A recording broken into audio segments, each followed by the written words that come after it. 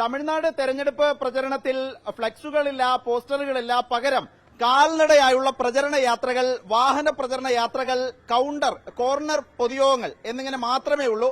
അതിന്റെ ഭാഗമായി ഇപ്പോൾ ഇവിടുത്തെ ആരോഗ്യമന്ത്രി, സംസ്ഥാനത്തിന്റെ ആരോഗ്യമന്ത്രി മാ സുബ്രഹ്മണ്യന്റെ പ്രചരണ റാലിയാണ് നമ്മളിവിടെ കാണുന്നത്. അതിൽ ലീഗിന്റെ ആളുകളുണ്ട്, മറ്റ് കക്ഷികളുണ്ട്. 10-ലേറെ കക്ഷികൾ ഈ സഖ്യത്തിലുണ്ട് എന്ന് നമുക്കറിയാം. DMK സഖ്യത്തിൽ ഇവിടെ തുടർച്ചയായി ജയിച്ചു വരുന്ന ആളാണ് മാ സുബ്രഹ്മണ്യൻ എന്നുള്ളതാണ്. ഇവിടെ കാൽനടയായി പ്രചരണത്തിൽ ഏർപ്പെടുന്ന കാഴ്ചയാണ് നമ്മളിവിടെ കാണുന്നത്. ഏതായാലും വിജയം ഉറപ്പാണ് എന്നാണ് സുബ്രഹ്മണ്യൻ പറയുന്നത്. இல்ல இப்ப டீலிமிட்டேஷனை பொறுத்த வரைக்கும் தென்னிந்தியா முழுமையாக பாதிக்கப்படும் என்பது தென்னிந்தியாவின் அத்துணை தலைவர்களுக்குமான ஒரு அச்சம். குறிப்பா 800க்கும் மேற்பட்ட இடங்கள் பாராளுமன்றத்தில் உருவாக்கப்படும் என்று சொல்லப்பட்டிருந்தாலும் 500க்கும் மேற்பட்ட இடங்கள் வடமாநிலங்களுக்கும் 300க்கும் குறைவான இடங்கள் மட்டும்தான் இங்க தென் மாநிலங்களுக்கு கிடைக்கும். குறிப்பா இப்ப தமிழ்நாட்டில் பாத்தீங்கன்னா 39 இடங்கள் இருக்கிறது. கூடுதலாக அவர்கள் வரும் என்று சொல்லப்பட்டிருப்பது 59 இடங்கள் வரும் என்று சொல்லியிருக்கிறார்கள். இப்ப அதுக்கு இதுக்குமான வித்தியாசம் அந்த 59க்கும் 39க்குமான இடைவெளி என்பது ஒரு 21ன்ற மாதிரி வச்சுங்க. ஆனா உத்தரப்பிரதேசத்துல இப்ப இருக்கிறது 80, இப்ப அவங்க கூடுதலா வரப்போறது 120க்கும் மேல. அப்போ 40 இடங்களுக்கு மேல அங்க கூடுதலா வரப்போகுது. அப்போ அந்த மாதிரி வரும்போது அந்த ரேஷியோவை பாத்தீங்கன்னா வட இந்தியாவிலிருந்து செல்லுகிற பாராளுமன்ற உறுப்பினர்கள் 500க்கும் மேற்பட்டவர்கள், தென்னிந்தியாவிலிருந்து செல்லுபவர்கள் ஒரு 300க்கும் குறைவானவர்கள். நாளைக்கு ஏதாவது அத்தியாவசியமான பில் அங்க வரும்போது, அது நமக்கு எதிரான சட்ட இதெல்லாம் வரும்போதும் கூட தமிழ்நாட்டில் அல்லது தென்னிந்தியாவின் உரிமைகள் என்பது காக்கப்பட மாட்டாது. இது புறக்கணிக்கப்படும். அதனால்தான் இப்ப என்ன சொல்றோம், நீங்க ஏற்கனவே 1971 அந்த மக்கள் தொகை அடிப்படையில் பண்ணணும். ஆனா 71க்கு அப்புறம் ஒன்றிய அரசு என்ன சொல்லிச்சோ அதை தமிழ்நாடும் பண்ணிச்சு, தென்னிந்திய மாநிலங்கள் பண்ணிச்சு. குடும்ப கட்டுப்பாடுனா ஒன்றிய அரசு சொன்னதை கரெக்டா பண்ணாங்க. பண்ணதோட விளைவு இப்ப நம்ம மக்கள் தொகை கொஞ்சம் குறைவா இருக்கிற மாதிரி தெரியல.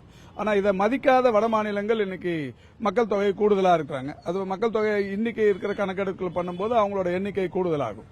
அதனால்தான் இப்போ பிளாக் பிளாக் ப்ரொடெஸ்ட் இனி தொடருமா சார்? இல்ல, மாண்புமிகு முதல்வர் சொல்லியிருக்கார், நிச்சயமா இந்த போராட்டம் தொடரும், இதில் வெற்றி கிடைக்கிற வரை தொடரும் என்று சொல்லியிருக்கார். கேரளா, தமிழ்நாடு ஒரு கூட்டாய் போகுமா? இல்ல, நிச்சயமா ஏற்கனவே இதுல எல்லாருமே ஒருங்கிணைந்து இருக்கிறார்கள். கேரளாவா இருந்தாலும், ஆந்திராவா இருந்தாலும், தெலுங்கானாவா இருந்தாலும், கர்நாடகமா இருந்தாலும் எல்லாருமே ஒருங்கிணைந்து கண்டிப்பா கண்டிப்பா சார். எங்க ஒரு விஜய் ஒரு பிரதீட்சா எக்ஸ்பெக்டேஷன் என்ன சார்? இல்ல, இங்க ஒண்ணும் இல்லைங்க. தமிழ்நாட்டை பொறுத்தவரை ஏற்கனவே மாண்புமிகு தமிழ்நாட்டின் முதல்வர் சொல்லியிருக்கிறார், வெல்வோம் 200 படைப்போம் வரலாறு என்று சொல்லியிருக்கிறார். இது ஏதோ வார்த்தை அலங்காரத்திற்காக சொல்லப்பட்ட ஒன்றல்ல.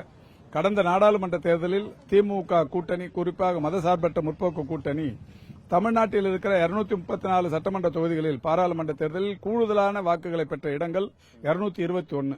234ல் 221 இடங்கள் கூடுதலாக பெற்றது. அப்போ ஒரு 13 இடங்களில் மட்டும்தான் எதிர்க்கட்சியினர் கூடுதல் இடங்களை பெற்றார்கள். 8 ADMK, 2 தேமுதிக, 3 பாமக.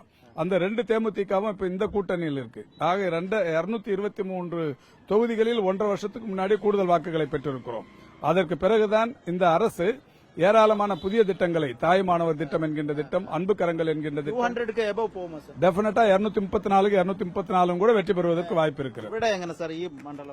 இது சைதாப்பேட்டை சட்டமன்ற தொகுதி. இந்த சைதாப்பேட்டை சட்டமன்ற தொகுதியில் என்னை பொறுத்தவரை நான் 1977ஆம் ஆண்டு முதல் தேர்தல்களை கணித்து வருகிறேன். 1977 முதல் அதாவது ஒரு வாக்காளனாக மட்டுமல்ல, கட்சியின் முகவராக, வேட்பாளராக பலமுறை தேர்தல் களங்களை கண்டிருக்கிறேன். எப்போதும் இல்லாத எழுச்சி இப்போது இருக்கிறது. நிச்சயம் மிகப்பெருவாரியான வாக்குகள் வித்தியாசத்தில் திமுக. டெல்லி டீம், தமிழ்நாட்டு டீம் தமிழோட போராட்டம் டெபினட்டா ஏற்கனவே முதல்வர் சொன்னதுதான், இது டெல்லிக்கும் தமிழ்நாட்டுக்குமான போராட்டம். நிச்சயம் தமிழ்நாடு வெல்லும். ഉദയസൂര്യനാണ് DMKയുടെ ചിഹ്നം. 240 മണ്ഡലങ്ങളിൽ 243 വിജയം ഉറപ്പാണ്. ഒരിക്കൽ കൂടി സ്റ്റാലിൻ മുഖ്യമന്ത്രിയാകും എന്നാണ് സുബ്രഹ്മണ്യൻ പറയുന്നത്. DMKയുടെ ആത്മവിശ്വാസം വളരെ വലുതാണ്. ഏതായാലും ഇനി ദിവസങ്ങൾ മാത്രമേ ബാക്കിയുള്ളൂ. തെരഞ്ഞെടുപ്പിൽ ദില്ലി സഖ്യവും ഒപ്പം തമിഴ്നാട് സഖ്യവും തമ്മിലാണ് മത്സരം. അതിൽ തമിഴ്നാട് സംഘം തന്നെ വിജയിക്കും എന്ന് ആവർത്തിച്ചു പറയുകയാണ് സ്ഥാനാർത്ഥികൾ. ഏതായാലും തെരഞ്ഞെടുപ്പ് രംഗം കേരളത്തിൽ നിന്നൊരൽപ്പം വ്യത്യസ്തമാണ് തമിഴ്നാട്ടിൽ എന്നതാണ് നമ്മൾ കാണുന്ന കാഴ്ച. ചെറിയ ജില്ലകളിലൂടെയൊക്കെ കാൽനട പ്രചരണങ്ങളാണ് കൂടുതൽ തെരഞ്ഞെടുപ്പ് പ്രചരണത്തിനായി ഇവർ സാധാരണഗതിയിൽ ഉപയോഗിക്കുന്നത്. വീഡിയോ ജേർണലിസ്റ്റ് മനു ബാലകൃഷ്ണനൊപ്പം റിപ്പോർട്ടർ ആദിൽ പാലോട്, റിപ്പോർട്ടർ, ചെന്നൈ.